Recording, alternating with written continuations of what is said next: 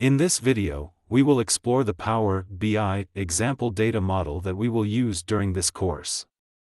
We will use a simple model to get the most out of the multilevel matrix. We will see how to structure an organization's income statement, and how each component of the model contributes to create hierarchical and customized visualizations. Our Power BI model is designed with a star architecture, which means that there is a central fact table connected to several dimension tables. This structure is ideal for business intelligence analysis, as it allows fast and efficient queries, facilitating the integration and analysis of data from different perspectives. The Fledger table is the heart of our data model. Financial transactions are recorded here with key columns such as transaction dates, debit and credit amounts, and the identification of the company and account used. This table is essential for detailed accounting analysis.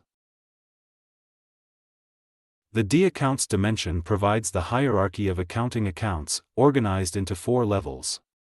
This allows the data to be analyzed from a multilevel perspective, facilitating the visualization of financial results grouped by account categories.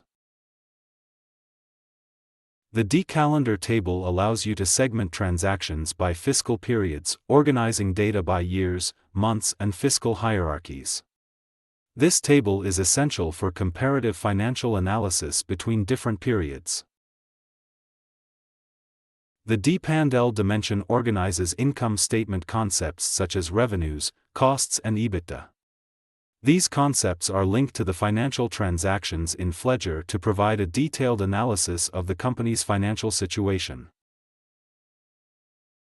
The metrics table contains the measures calculated in DAX, such as EBITDA and profit margins. Although it does not store transactional data, it is crucial for financial reporting, as it groups all the metrics used in the visualizations.